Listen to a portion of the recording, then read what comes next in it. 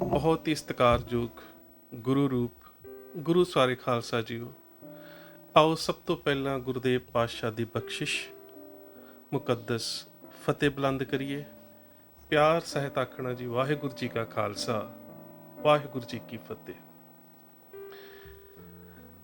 ਅੱਜ ਤੁਹਾਡੇ ਨਾਲ ਇੱਕ ਐਸੇ ਵਿਸ਼ੇ ਦੇ ਉੱਪਰ ਸਾਂਝ ਪਾਉਣ ਲੱਗਾ ਹਾਂ। ਨੁਕਤਾ ਬਹੁਤ ਛੋਟਾ ਜਿਹਾ ਹੈ, ਪਰ ਉਸ ਦੇ ਬਾਰੇ ਜਾਂ ਉਸ ਦੇ ਪਿਛੋਕੜ ਦੇ ਬਾਰੇ ਜਾਣਨਾ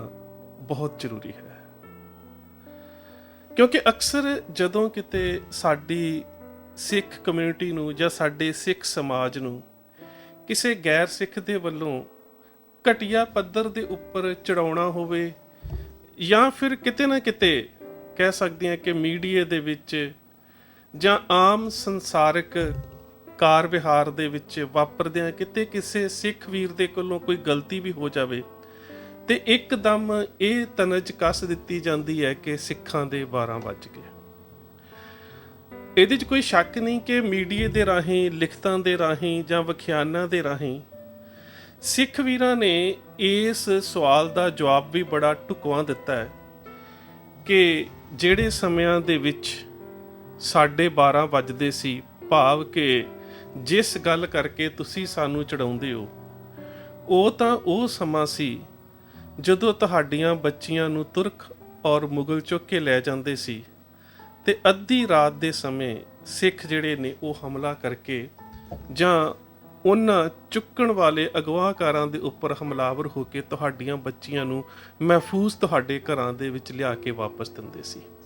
ਜਿਸ ਤਰ੍ਹਾਂ ਦਾ ਸਵਾਲ ਕੀਤਾ ਜਾਂਦਾ ਹੈ, ਜਾਂ ਕਹਿ ਸਕਦੇ ਹੋ ਕਿ ਜਿਸ ਤਰ੍ਹਾਂ ਦਾ ਇੱਕ ਤਨਜ ਭਰਪੂਰ ਜਿਹੜਾ ਹੈ ਉਹ ਫਿਕਰਾ ਕੱਸਿਆ ਜਾਂਦਾ ਹੈ, ਉਸ ਹਿਸਾਬ ਦੇ ਨਾਲ ਜਵਾਬ ਜਿਹੜਾ ਮੇਰੇ ਖਿਆਲ ਦੇ ਨਾਲ ਉਸ ਮਾਪਦੰਡ ਦੇ ਵਿੱਚ ਠੀਕ ਹੈ। ਪਰ ਪਿੱਛੇ ਜੇ ਇੱਕ ਐਸੀ ਘਟਨਾਕ੍ਰਮ ਵਾਪਰੀ ਕਿ ਕਿਸੇ ਵੀਰ ਨੇ ਜਦੋਂ ਇਸ ਸਵਾਲ ਦਾ ਇਹੀ ਜਵਾਬ ਦਿੱਤਾ ਤਾਂ ਅੱਗੋਂ ਇੱਕ ਦਾਨਿਸ਼ਮੰਦ ਦਾ ਸਵਾਲ ਸੀ ਕਿ ਕੀ ਜਿਨ੍ਹਾਂ ਸਮਿਆਂ ਦੇ ਵਿੱਚ ਸਿੱਖ ਗੈਰ ਸਿੱਖਾਂ ਦੀਆਂ ਬੱਚੀਆਂ ਨੂੰ ਵਾਪਸ ਲਿਆਉਂਦੇ ਰਹੇ ਨੇ ਜਾਂ ਮਹਿਫੂਜ਼ ਉਹਨਾਂ ਨੂੰ ਉਹਨਾਂ ਦੇ ਘਰਾਂ ਤੱਕ ਪਹੁੰਚਾਉਂਦੇ ਰਹੇ ਨੇ, ਕੀ ਉਹਨਾਂ ਦਿਨਾਂ ਦੇ ਵਿੱਚ ਘੜੀਆਂ ਸੀ? ਭਾਵ ਕਿ ਉਹਨਾਂ ਸਮਿਆਂ ਦੇ ਵਿੱਚ 12 ਵਜੇ ਸ਼ਬਦ ਵਰਤਿਆ ਜਾਂਦਾ ਸੀ। ਸੋ ਕਿਤੇ ਨਾ ਕਿਤੇ ਮੈਂ ਮਜਬੂਰ ਹੋਇਆ ਕਿ ਇਸ ਚੀਜ਼ ਦੇ ਪਿਛੋਕੜ ਵੱਲ ਜਾਣਾ ਪਵੇਗਾ ਕਿ ਸੱਚਮੁੱਚ ਹੀ ਜਦੋਂ ਅਸੀਂ ਇਸ ਘਟਨਾਕ੍ਰਮ ਦੇ ਪਿਛੋਕੜ ਵੱਲ ਜਾਂਦੇ ਹਾਂ ਤਾਂ ਤਕਰੀਬਨ ਜਿਸ ਵੇਲੇ ਖੁਰਾਸਾਨ ਦਾ ਬਾਦਸ਼ਾਹ ਨਾਦਰ ਸ਼ਾਹ 1736 ਦੇ ਵਿੱਚ ਬਣਦਾ ਹੈ ਤੇ 1738 ਦੇ ਵਿੱਚ ਉਹ ਹਿੰਦੁਸਤਾਨ ਦੇ ਉੱਪਰ ਪਹਿਲਾ ਹਮਲਾ ਕਰਦਾ ਹੈ। ਭਾਰਤ ਦੇ ਉੱਪਰ ਉਸ ਦਾ ਹਮਲਾ ਜਿਹੜਾ ਹੈ, ਕਹਿ ਸਕਦੇ ਹੋ ਕਿ ਉਹ ਐਸੇ ਘਟਨਾਕ੍ਰਮ ਦੇ ਵਿੱਚ ਜਾਂ ਐਸੇ ਵਰਤਾਰੇ ਦੇ ਵਿੱਚ ਹੋਇਆ ਕਿ ਮੇਰੇ ਖਿਆਲ ਦੇ ਨਾਲ ਹਿੰਦੁਸਤਾਨ ਦੇ ਉੱਪਰ ਜਾਂ ਭਾਰਤ ਦੇ ਉੱਪਰ ਹਮਲਾ ਕਰਨਾ ਉਸ ਦਾ ਨਿਸ਼ਾਨਾ ਨਹੀਂ ਸੀ, ਪਰ ਕੁਦਰਤੀ ਹਾਲਾਤ ਜਿਹੜੇ ਸੀ ਐਸੇ ਬਣੇ ਕਿ ਉਸ ਨੂੰ ਭਾਰਤ ਦੇ ਉੱਪਰ ਹਮਲਾ ਕਰਨਾ ਪਿਆ। ਹੋਇਆ ਕੁਝ ਇਸ ਤਰ੍ਹਾਂ ਕਿ ਜਦੋਂ ਉਸ ਨੇ ਕਾਬਲ ਦੇ ਆਲੇ ਦੁਆਲੇ ਦੇ ਇਲਾਕਿਆਂ ਦੇ ਉੱਪਰ ਬਾਗੀ ਪਠਾਣਾਂ ਦੇ ਉੱਪਰ ਹਮਲਾ ਕੀਤਾ ਤਾਂ ਉਸ ਸਮੇਂ ਜਿਹੜਾ ਕਾਬਲ ਦਾ ਸੂਬੇਦਾਰ ਹੈ ਉਹ ਦਿੱਲੀ ਦੀ ਹਕੂਮਤ ਦੇ ਅਧੀਨ ਸੀ ਤੇ ਉਸ ਨੇ ਇੱਕ ਸੁਨੇਹਾ ਭੇਜਿਆ ਕਿ ਜਿਹੜੇ ਇਲਾਕਿਆਂ ਦੇ ਵਿੱਚ ਮੈਂ ਬਾਗੀਆਂ ਨੂੰ ਖਤਮ ਕਰ ਰਿਹਾ ਹਾਂ, ਜੇਕਰ ਮੇਰੇ ਬਾਗੀ ਤੁਹਾਡੇ ਕਾਬਲ ਦੇ ਇਲਾਕੇ ਦੇ ਵਿੱਚ ਪਨਾਹ ਲੈਣ ਤਾਂ ਉਹਨਾਂ ਨੂੰ ਪਨਾਹ ਨਾ ਦਿੱਤੀ ਜਾਵੇ। ਪਰ ਹੋਇਆ ਇਸ ਦੇ ਉਲਟ ਕਿ ਉਹਨਾਂ ਨੂੰ ਪਨਾਹ ਦਿੱਤੀ ਗਈ।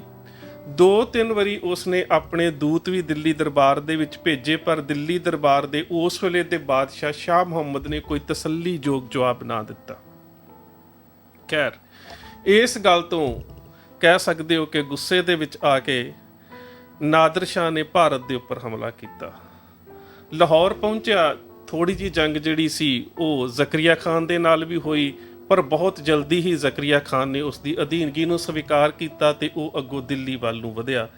ਜਦੋਂ ਉਹ ਦਿੱਲੀ ਵੱਲ ਨੂੰ ਵਧ ਰਿਹਾ ਸੀ ਤਾਂ ਉਸ ਦਾ ਬੇਟਾ ਨਾਸਿਰ ਖਾਨ ਤੇ ਉਹਦੇ ਨਾਲ ਜ਼ਕਰੀਆ ਖਾਨ ਦਾ ਬੇਟਾ ਔਰ ਇੱਕ ਉਸ ਦਾ ਬੜਾ ਅਹਿਮ ਜਰਨੈਲ ਅਹਿਮਦ ਖਾਨ, ਜਿਹੜਾ ਬਾਅਦ ਦੇ ਵਿੱਚ ਅਹਿਮਦ ਸ਼ਾਹ ਅਬਦਾਲੀ ਬਣਿਆ। ਇਹਦੇ ਤੋਂ ਇਲਾਵਾ ਉਸ ਦੀ ਇੱਕ ਛੋਟੀ ਪਤਨੀ, ਕਿਉਂਕਿ ਉਸ ਦੀਆਂ ਜਿਹੜੀਆਂ 2 ਘਰ ਵਾਲੀਆਂ ਸੀ ਉਹ ਦੋਵੇਂ ਸਕੀਆਂ ਭੈਣਾਂ ਸਨ, ਉਸ ਦੀ ਛੋਟੀ ਪਤਨੀ ਵੀ ਉਸ ਦੇ ਨਾਲ ਸੀ। ਜਿਸ ਤਰ੍ਹਾਂ ਦੇ ਨਾਲ ਦਿੱਲੀ ਦੇ ਵਿੱਚ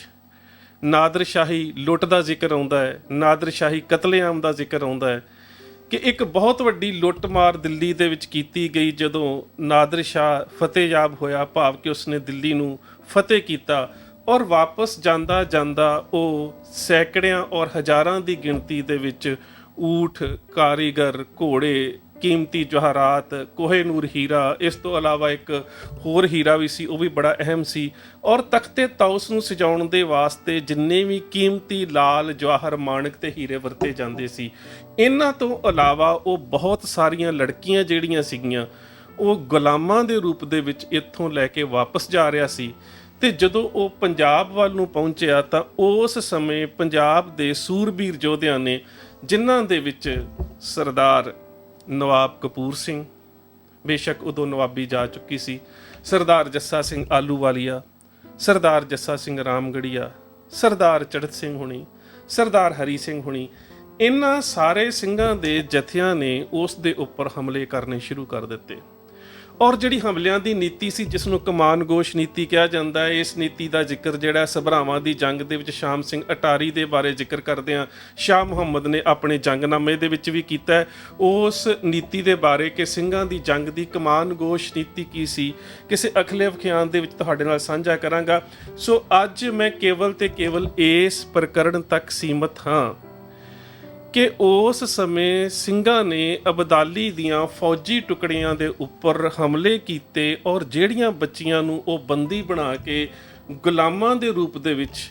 ਜਾਂ ਕਹਿ ਸਕਦੇ ਹੋ ਕਿ ਵੱਡੇ ਵੱਡੇ ਜਿਹੜੇ ਉਸ ਸਮੇਂ ਦੇ ਸ਼ਾਹੀ ਅਹਿਲਕਾਰ ਸੀ ਉਹਨਾਂ ਦੀ ਖਿਦਮਤ ਦੇ ਵਾਸਤੇ ਲਿਜਾ ਰਿਹਾ ਸੀ, ਉਹਨਾਂ ਸਾਰੀਆਂ ਨੂੰ ਸਿੱਖਾਂ ਨੇ ਹਮਲੇ ਕਰਕੇ ਅਬਦਾਲੀ ਜਾਂ ਉਸ ਦੇ ਅਹਿਲਕਾਰਾਂ ਦੀ ਕੈਦ ਦੇ ਵਿੱਚੋਂ ਛਡਾਇਆ। ਕੇਵਲ ਇਹ ਨਾ ਸਮਝੀਏ ਕਿ ਉਸ ਨੇ ਹਿੰਦੁਸਤਾਨ ਦੀਆਂ ਜਿਹੜੀਆਂ ਬੱਚੀਆਂ ਜਿਹੜੀਆਂ ਗੈਰ ਮੁਸਲਿਮ ਸੀ ਉਹਨਾਂ ਨੂੰ ਹੀ ਨਾਲ ਲਿਜਾਇਆ, ਬਲਕਿ ਉਸ ਨੇ ਉਸ ਵੇਲੇ ਆਪਣੇ ਬੇਟੇ ਨਾਸਿਰ ਖਾਨ ਦਾ ਜਿਹੜਾ ਨਿਕਾਹ ਹੈ ਉਹ ਵੀ ਮੁਹੰਮਦ ਸ਼ਾਹ ਦੀ ਬੇਟੀ ਦੇ ਨਾਲ ਕਰ ਦਿੱਤਾ, ਭਾਵ ਕਿ ਹਿੰਦੁਸਤਾਨ ਦੇ ਬਾਦਸ਼ਾਹ ਦੀ ਬੇਟੀ ਨੂੰ ਵੀ ਉਹ ਨੌਂ ਬਣਾ ਕੇ ਆਪਣੇ ਨਾਲ ਲੈ ਗਿਆ। ਵੈਸੇ ਤਾਂ ਇਤਿਹਾਸਕ ਸਰੋਤਾਂ ਦੇ ਵਿੱਚ ਇਹ ਵੀ ਜ਼ਿਕਰ ਮਿਲਦਾ ਹੈ ਕਿ ਇੱਕ ਹੋਰ ਦਿੱਲੀ ਦੇ ਜਰਨੈਲ ਮੁਜ਼ੱਫਰ ਖਾਨ ਦੀ ਬੇਟੀ ਨੂੰ ਉਹ ਆਪਣੇ ਘਰ, ਭਾਵ ਕਿ ਆਪ ਨਿਕਾਹ ਕਰਨਾ ਚਾਹੁੰਦਾ ਸੀ, ਪਰ ਉਸਦੀ ਛੋਟੀ ਪਤਨੀ ਨੇ ਉਸ ਨੂੰ ਇਸ ਕਰਮ ਤੋਂ ਵਰਜ ਦਿੱਤਾ। ਸੋ ਇਹ ਜਦੋਂ ਵਾਪਸ ਜਾ ਰਿਹਾ, ਇਹ 1739 ਦਾ ਸਮਾਂ ਹੈ, ਤੇ ਉਹ ਸਮਾਂ ਹੈ ਜਦੋਂ ਜਿਹੜੇ ਇਹ ਸਿੱਖ ਜਥੇ ਨੇ ਜੰਗਲਾਂ ਦੇ ਵਿੱਚ ਵਿਚਰਦੇ ਨੇ, ਕਿਉਂਕਿ ਇੱਕ ਪਾਸੇ ਤਾਂ ਜ਼ਕਰੀਆ ਖਾਨ ਦੇ ਵੱਲੋਂ ਇਹ ਜਨਤਕ ਤੌਰ ਤੇ ਹੁਕਮ ਹੈ ਕਿ ਸਿੱਖਾਂ ਦਾ ਜਨਤਕ ਕਤਲੇਆਮ ਕੀਤਾ ਜਾਵੇ। ਸੋ ਇਹ ਜੰਗਲਾਂ ਦੇ ਵਿੱਚ ਰਹਿੰਦੇ ਨੇ, ਬੜੇ ਔਖੇ ਸਮਿਆਂ ਦੇ ਵਿੱਚ ਇਹ ਆਪਣਾ ਜੀਵਨ ਬਤੀਤ ਕਰ ਰਹੇ ਨੇ, ਪਰ ਇਹਦੇ ਬਾਵਜੂਦ ਵੀ ਇਹ ਕੁਝ ਥਾਵਾਂ ਦੇ ਉੱਪਰ ਹਮਲੇ ਕਰਕੇ ਗੋਰਾ ਬਰੂਦ ਵੀ ਉਸ ਦਾ ਖੋਹਦੇ ਨੇ, ਔਰ ਜਿੰਨੀਆਂ ਬੱਚੀਆਂ ਨੂੰ ਉਹ ਗੁਲਾਮ ਬਣਾ ਕੇ ਵਾਪਸ ਲੈ ਕੇ ਜਾ ਰਿਹਾ ਉਹਨਾਂ ਸਾਰੀਆਂ ਨੂੰ ਛਡਾਉਂਦੇ ਨੇ। ਸੋ ਇਹ ਕਹਿਣ ਤੋਂ ਭਾਵ ਹੈ ਕਿ ਇਹਦੇ ਤੋਂ ਲੈ ਕੇ ਅਹਿਮਦ ਸ਼ਾਹ ਅਬਦਾਲੀ ਦੇ ਹਮਲਿਆਂ ਤੱਕ ਲਗਾਤਾਰ ਇਹ ਜਿਹੜਾ ਕਾਰਜਕ੍ਰਮ ਸੀ ਇਹ ਚੱਲਦਾ ਰਿਹਾ ਕਿ ਜਦੋਂ ਵੀ ਕੋਈ ਵਿਦੇਸ਼ੀ ਹਮਲਾਵਰ ਹਿੰਦੁਸਤਾਨ ਦੀਆਂ ਬੱਚੀਆਂ ਨੂੰ ਅਗਵਾ ਕਰਕੇ ਜਾਂ ਗੁਲਾਮ ਬਣਾ ਕੇ ਲੈ ਕੇ ਜਾਣ ਦੀ ਕੋਸ਼ਿਸ਼ ਕਰਦਾ ਸੀ ਤਾਂ ਖਾਲਸਾਈ ਜਿਹੜੇ ਜਰਨੈਲ ਸੀ ਉਸ ਦਾ ਰਾਹ ਰੋਕਦੇ ਸੀ, ਔਰ ਉਹਨਾਂ ਬੱਚੀਆਂ ਨੂੰ ਉਹਨਾਂ ਦੇ ਕੋਲੋਂ ਛਡਾ ਕੇ ਮਹਿਫੂਜ਼ ਉਹਨਾਂ ਦੇ ਘਰਾਂ ਤੱਕ ਲੈ ਕੇ ਜਾਂਦੇ ਸੀ। ਇਸੇ ਕਰਕੇ ਸਰਦਾਰ ਜੱਸਾ ਸਿੰਘ ਆਲੂਵਾਲੀਏ ਦੇ ਨਾਮ ਦੇ ਨਾਲ ਬੰਦੀ ਛੋੜ ਸ਼ਬਦ ਵੀ ਜੁੜ ਗਿਆ ਬਾਅਦ ਦੇ ਵਿੱਚ। ਪਰ ਹੁਣ ਗੱਲ ਆ ਜਾਂਦੀ ਹੈ 12 ਵਜੇ ਦੀ,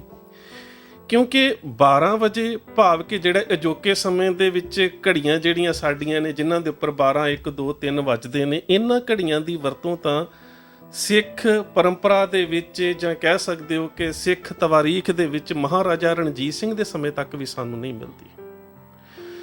ਇਸ ਕਹਿ ਸਕਦੇ ਹੋ ਕਿ ਸਾਰੇ ਪਿਛੋਕੜ ਨੂੰ ਜਾਂ ਵਾਰਤਾਲਾਪ ਨੂੰ ਸਮਝਣ ਦੇ ਵਾਸਤੇ ਕਿ 12 ਵਜੇ ਦੀ ਗੱਲ ਕਿੱਥੋਂ ਆਈ, ਸਾਨੂੰ ਸਭ ਤੋਂ ਪਹਿਲਾਂ ਥੋੜ੍ਹਾ ਜਿਹਾ ਪੁਰਾਣੇ ਸਮਿਆਂ ਦੇ ਵਿੱਚ ਜਾਣਾ ਪਵੇਗਾ ਕਿ ਕਿਸੇ ਸਮੇਂ ਉਹ ਸਮਾਂ ਸੀ ਜਿਨ੍ਹਾਂ ਸਮਿਆਂ ਦੇ ਵਿੱਚ ਇਹ ਜਿਹੜੀਆਂ ਸੈਂਡ ਵਾਚਸ, ਜਿਨ੍ਹਾਂ ਨੂੰ ਰੇਤ ਦੇ ਨਾਲ ਟਾਈਮ ਵੇਖਣ ਵਾਲੀਆਂ ਘੜੀਆਂ ਕਿਹਾ ਜਾਂਦਾ ਸੀ, ਉਹ ਵਰਤੀਆਂ ਜਾਂਦੀਆਂ ਸੀ ਕਿ ਸ਼ੀਸ਼ੇ ਦੇ ਦੋ ਜਿਹੜੇ ਸੀਗੇ ਇਸ ਤਰ੍ਹਾਂ ਦੇ ਦੋ ਪੈਮਾਨੇ ਹੁੰਦੇ ਸੀ ਕਿ ਉਹਨਾਂ ਦੇ ਵਿੱਚ ਜਿਹੜੀ ਹੈ ਉਹ ਰੇਤ ਭਰ ਦਿੱਤੀ ਜਾਂਦੀ ਸੀ, ਤੇ ਇੱਕ ਚੋਂ ਦੂਜੇ ਦੇ ਵਿੱਚ ਉਹ ਜਦੋਂ ਰੇਤ ਘਿਰਦੀ ਸੀ ਤੇ ਉਸ ਟਾਈਮ ਨੂੰ ਜਿਹੜਾ ਕਿਹਾ ਜਾਂਦਾ ਸੀਗਾ ਕਿ 1 ਯੂਨਿਟ ਮੰਨ ਲਿਆ ਜਾਂਦਾ ਸੀ। ਪਰ ਇਹ ਵੱਖ-ਵੱਖ ਜਗ੍ਹਾ ਦੇ ਉੱਪਰ ਉਹ ਕਿਹੜਾ ਯੂਨਿਟ ਛੋਟਾ ਹੈ ਜਾਂ ਵੱਡਾ ਹੈ, ਉਸ ਸਮੇਂ ਦੇ ਵਿੱਚ ਉਹ ਜਿਹੜੀਆਂ ਰੇਤ ਘੜੀਆਂ ਸੀ ਉਹਨਾਂ ਦੇ ਜਿਹੜੇ ਸ਼ੀਸ਼ੇ ਦੇ ਉਹ ਬਰਤਨ ਨੇ ਉਹਨਾਂ ਦੇ ਆਕਾਰ ਦੇ ਉੱਪਰ ਜਿਹੜਾ ਉਹ ਨਿਰਭਰ ਕਰਦਾ ਸੀ। ਉਸ ਤੋਂ ਬਾਅਦ ਪਾਣੀ ਵਾਲੀਆਂ ਘੜੀਆਂ ਦਾ ਜ਼ਿਕਰ ਵੀ ਬਹੁਤ ਮਿਲਦਾ ਹੈ। ਈਵਨ ਗੁਰੂ ਗ੍ਰੰਥ ਸਾਹਿਬ ਮਹਾਰਾਜ ਦੇ ਵਿੱਚ ਤਾਂ ਗੁਰੂ ਸਾਹਿਬ ਨੇ ਉਸ ਦਾ ਬੜਾ ਪਿਆਰਾ ਜ਼ਿਕਰ ਕੀਤਾ ਸੀ। ਆਸਾ ਦੀ ਵਾਰ ਦੇ ਵਿੱਚ ਵੀ ਸਰਵਣ ਕਰਦੇ ਹਾਂ, ਕੋ ਰਹੇ ਨਾ ਭਰੀਏ ਪਾਈਏ, ਉਸ ਨੂੰ ਭਾਈ ਕਿਹਾ ਜਾਂਦਾ ਸੀ ਕਿ ਜਿਹਦੇ ਬਾਰੇ ਜੇਕਰ ਤੁਸੀਂ ਗੁਰਸ਼ਬਦ ਰਤਨਾਕਰ ਮਹਾਨ ਕੋਸ਼ ਦੇ ਵਿੱਚ ਖੋਜ ਕਰਨ ਦੀ ਕੋਸ਼ਿਸ਼ ਕਰੋਗੇ ਤਾਂ ਉਹਦੇ ਵਿੱਚ ਤੁਹਾਨੂੰ ਜ਼ਿਕਰ ਮਿਲੇਗਾ ਕਿ ਇੱਕ 12 ਉਂਗਲ ਡੂੰਘੀ ਜਿਹੜੀ ਹੈ ਉਹ ਤਾਂਬੇ ਦੀ ਕੌਲੀ ਹੁੰਦੀ ਸੀ ਤੇ ਉਹਦੇ ਵਿੱਚ ਸੋਨੇ ਦੀ ਤਾਰ ਜਿੰਨਾ ਇੱਕ ਸੁਰਾਖ ਕਰਕੇ ਉਹਨੂੰ ਪਾਣੀ ਦੇ ਭਰੇ ਬਰਤਨ ਦੇ ਵਿੱਚ ਰੱਖ ਦਿੱਤਾ ਜਾਂਦਾ ਸੀ। ਹੌਲੀ ਹੌਲੀ ਪਾਣੀ ਭਰਦਾ ਸੀ ਤੇ ਜਦੋਂ ਉਹ ਭਰ ਕੇ ਡੁੱਬ ਜਾਂਦੀ ਸੀ ਉਹਨੂੰ ਵਕਤ ਦਾ ਇੱਕ ਪੈਮਾਨਾ ਜਿਹੜਾ ਉਹ ਨਿਯਤ ਕੀਤਾ ਜਾਂਦਾ ਸੀ ਔਰ ਉਹਦੇ ਵਿੱਚ ਵੀ ਜਿਹੜੇ ਉਹਦੇ ਭਰ ਤੇ ਡੁੱਬਣ ਦਾ ਜਿਹੜਾ ਵਕਤ ਹੈ ਉਹ ਵੱਖ-ਵੱਖ ਹੁੰਦਾ ਸੀ ਕਿ ਕੌਲੀ ਦਾ ਜਾਂ ਉਸ ਛੋਟੇ ਬਰਤਨ ਦਾ ਆਕਾਰ ਕੀ ਹੈ। ਸਾਹਿਬ ਸ੍ਰੀ ਗੁਰੂ ਗ੍ਰੰਥ ਸਾਹਿਬ ਮਹਾਰਾਜ ਦੇ ਵਿੱਚ ਇੱਕ ਹੋਰ ਪ੍ਰਮਾਣ ਵੀ ਆਪ ਨੂੰ ਯਾਦ ਹੋਵੇਗਾ, ਮੁਹਲਤ ਪੁੰਨੀ ਪਾਈ ਭਰੀ ਜਾਨੀੜਾ ਘੱਤ ਚਲਾਇਆ, ਕਿ ਜਦੋਂ ਸਰੀਰ ਰੂਪੀ ਇਹ ਜਿਹੜਾ ਭਾਂਡਾ ਹੈ ਇਹਦੇ ਵਿੱਚ ਸਾਹਾਂ ਦੇ ਭਰਨ ਦੀ ਜਿਹੜੀ ਪਾਈ ਹੈ ਉਹ ਭਰ ਗਈ ਤੇ ਮਨੁੱਖ ਨੇ ਇਸ ਸੰਸਾਰ ਤੋਂ ਚਲੇ ਜਾਣਾ।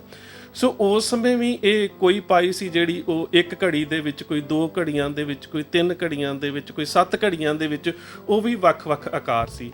ਉਸ ਤੋਂ ਬਾਅਦ ਜਿਹੜੀਆਂ ਸੀਗੀਆਂ ਉਹ ਸੂਰਜੀ ਘੜੀਆਂ ਜਿਹੜੀਆਂ ਸੀ ਉਹ ਆ ਗਈਆਂ, ਜਿਨ੍ਹਾਂ ਨੂੰ ਸਨ ਡਾਇਲ ਵਾਚਸ ਕਿਹਾ ਜਾਂਦਾ ਸੀ।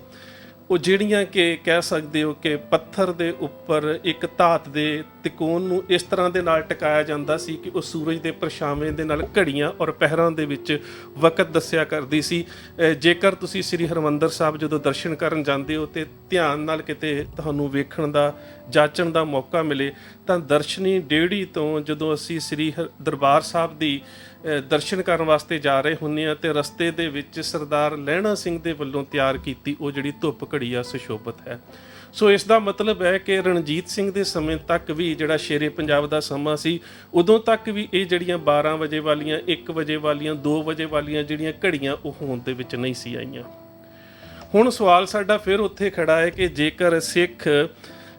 ਤੁਰਕਾਂ ਜਾਂ ਮੁਗਲਾਂ ਦੇ ਪੰਜਿਆਂ ਦੇ ਵਿੱਚੋਂ ਭਾਰਤ ਦੀਆਂ ਬੱਚੀਆਂ ਨੂੰ ਛਡਾਉਣ ਦੇ ਵਾਸਤੇ ਜਿਹੜਾ ਵਕਤ ਮਿਥਦੇ ਨੇ ਤੇ ਜਦੋਂ ਛਡਾਉਂਦੇ ਨੇ ਤੇ ਉਹ 12 ਵਜੇ ਦੇ ਨਾਲ ਕਿਵੇਂ ਜੁੜ ਜਾਂਦਾ ਹੈ ਤੇ ਉਹ 12 ਵੱਜਣ ਦਾ ਜਿਹੜਾ ਉਹ ਅਰਥ ਕੀ ਹੈ।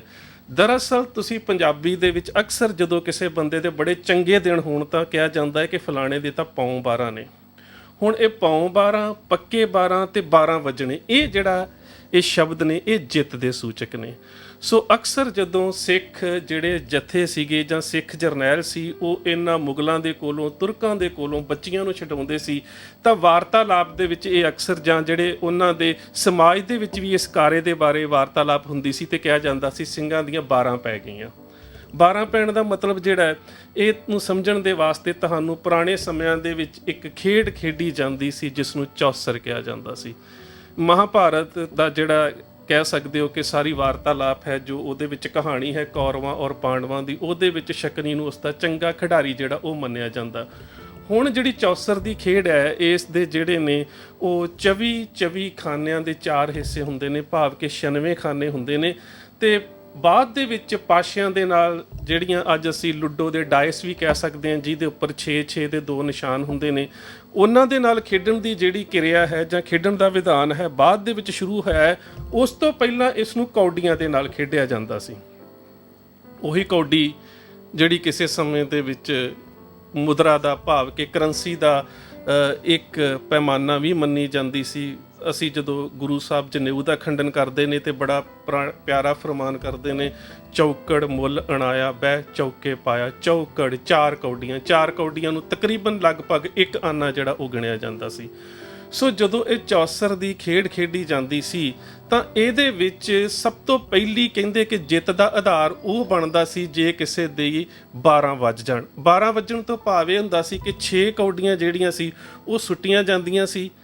ਮਾਊਥ ਅਪ ਤੇ ਮਾਊਥ ਡਾਊਨ, ਇਹ 2 ਚੀਜ਼ਾਂ ਹੁੰਦੀਆਂ ਨੇ ਕੌਡੀ ਦੀਆਂ। ਇੱਕ ਪਾਸੇ ਉਸ ਦਾ ਖੁੱਲਾ ਮੂੰਹ ਹੁੰਦਾ ਹੈ, ਇੱਕ ਪਾਸੇ ਬੰਦ ਮੂੰਹ ਹੁੰਦਾ ਹੈ। ਜੇਕਰ ਖੁੱਲੇ ਮੂੰਹ ਵਾਲੀਆਂ ਜਿਹੜੀਆਂ 6 ਦੀਆਂ 6 ਉੱਪਰ ਹੋਣ ਤਾਂ ਉਸ ਨੂੰ ਕੱਚੇ 12 ਕਿਹਾ ਜਾਂਦਾ ਹੈ, ਭਾਵ ਸਿਰਫ 12 ਨੰਬਰ ਜਿਹੜੇ ਮਿਲਦੇ ਨੇ। ਤੇ ਜੇਕਰ 6 ਦੀਆਂ 6 ਮੁੱਦੀਆਂ ਹੋਣ ਤੇ ਉਸ ਨੂੰ ਪੌਂ 12, ਪੱਕੇ 12 ਜਾਂ 12 ਵੱਜਣੇ ਕਿਹਾ ਜਾਂਦਾ ਹੈ, ਕਿਉਂਕਿ ਉਹਦੇ ਨਾਲ ਚੌਸਰ ਦੀ ਖੇਡ ਸ਼ੁਰੂ ਕਰਨ ਦਾ ਮੌਕਾ ਜਿਹੜਾ ਉਸ ਜੇਤੂ ਖਿਡਾਰੀ ਨੂੰ ਮਿਲਦਾ ਹੈ, ਉਸ ਨੂੰ 24 ਨੰਬਰ ਮਿਲਦੇ ਨੇ ਤੇ ਇਹਦੇ ਤੋਂ ਇਲਾਵਾ ਇਸ ਬੋਨਸ ਪੁਆਇੰਟ ਤੋਂ ਇਲਾਵਾ ਉਸ ਨੂੰ ਦੁਬਾਰਾ ਵਾਰੀ ਚੱਲਣ ਦਾ ਵੀ ਮੌਕਾ ਮਿਲਦਾ ਹੈ। ਸੋ ਇਸ ਕਰਕੇ ਇਸ ਨੂੰ ਜਿੱਤ ਨੂੰ ਕਹਿੰਦੇ ਹੋ ਕਿ ਜਿਹੜੀ ਪਹਿਲੀ ਜਿੱਤ ਹੁੰਦੀ ਸੀ, ਕਿ ਜਿਹਨੂੰ ਅਸੀਂ ਕਹਿੰਦੇ ਕਿ ਪਹਿਲੀ ਸੱਟੀ ਜਿਹੜੀ ਜਿੱਤ ਪ੍ਰਾਪਤ ਹੋ ਜਾਣੀ, ਉਸ ਨੂੰ 12 ਵੱਜਣੇ, ਪੌਂ 12 ਜਾਂ ਪੱਕੇ 12 ਜਿਹੜੇ ਸ਼ਬਦ ਹੈ ਉਹਨਾਂ ਦੇ ਨਾਲ ਉਹਨਾਂ ਸਮਿਆਂ ਦੇ ਵਿੱਚ ਨਿਰਧਾਰਿਤ ਕੀਤਾ ਜਾਂਦਾ ਸੀ। ਜਦੋਂ ਮੈਂ ਇਸ ਸਾਰੇ ਪ੍ਰਕਰਣ ਦੇ ਉੱਪਰ ਖੋਜ ਕਰ ਰਿਹਾ ਸੀ ਤਾਂ ਮੇਰੀ ਚੰਡੀਗੜ੍ਹ ਦੇ ਵਿੱਚ